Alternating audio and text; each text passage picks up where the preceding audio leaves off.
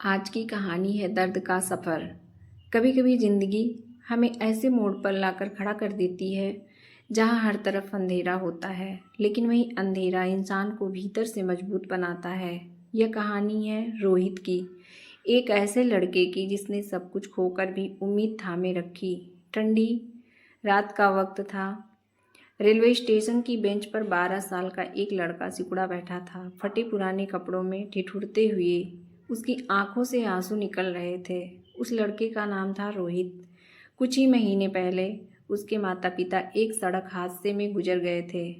कुछ रिश्तेदारों ने दया दिखाकर पनाह दी, लेकिन कुछ दिनों बाद कह दिया, हमारे बस की बात नहीं है।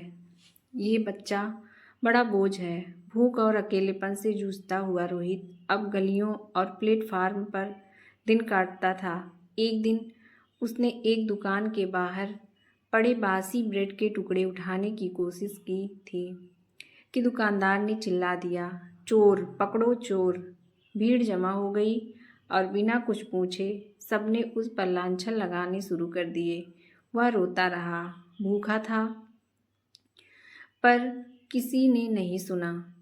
तभी वहाँ एक बुजुर्ग आदमी आया, रामू काका, जिनकी सफ़ेद धोती, झुर्रियों भरा चेहरा और दयालु आँखें उन्हें किसी फरिश्ते जैसा बना रही थीं। उन्होंने आगे बढ़कर भीड़ से कहा, अरे मूर्खों, बच्चा भूख से मजबूर है, अपराधी नहीं है।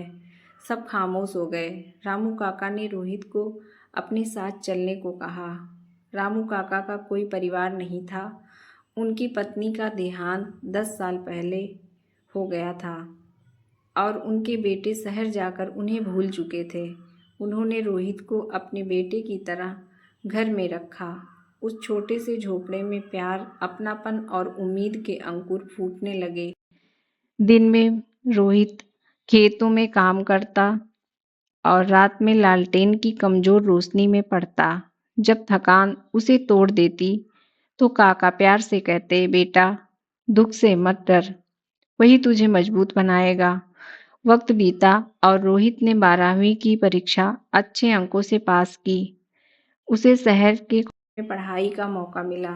रामू काका की आंखों में गर्व के आंसू थे, पर जिंदगी ने फिर करवट ली। कुछ महीनों बाद रामू काका बीमार पड़े और इस दुनिया को अलविदा कह गए।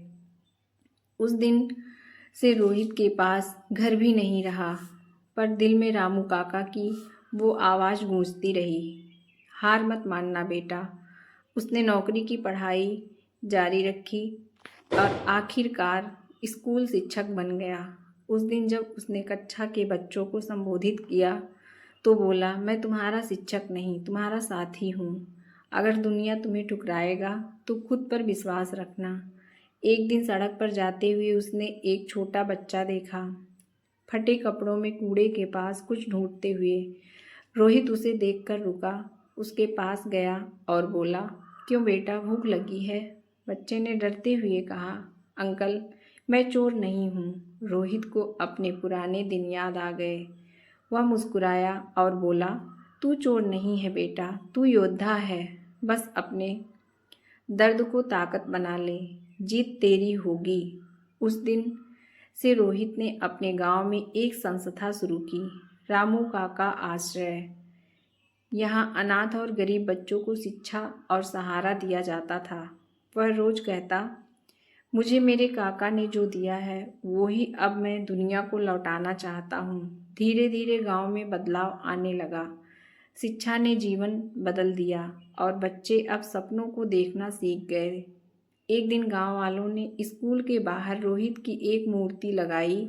नीचे लिखा था, रोहित, रामू काका का सपना, इंसानियत का सच्चा चेहरा। जब रात को रोहित अपने छोटे कमरे की खिड़की से आसमान की ओर देखता तो किसी तारे पर निगाह टिक जाती। हल्की मुस्कान के साथ वह कहता, देख रहे हो काका, मैं जीत गया। और जैसे उस तारे की रोशनी से आवाज़ आती, मुझे पता था बेटा, तू हार नहीं मानेगा। यह कहानी बताती है कि ज़िंदगी की असली खूबसूरती दूसरों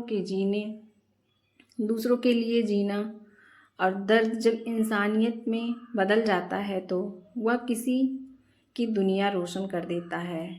हर टूटन जिंदगी का अंत नहीं होती है, कई बार वही नई कहानी की शुरुआत होती है। यह वही दर्द का सफ़र कहानी है जो इंसान को उसकी आत्मीयता से जोड़ता है, एक इंसान को इंसान बनाता है। सच्चे इंसानियत का धर्म है दूसरे इंसान की सहायता करना। धन्यवाद।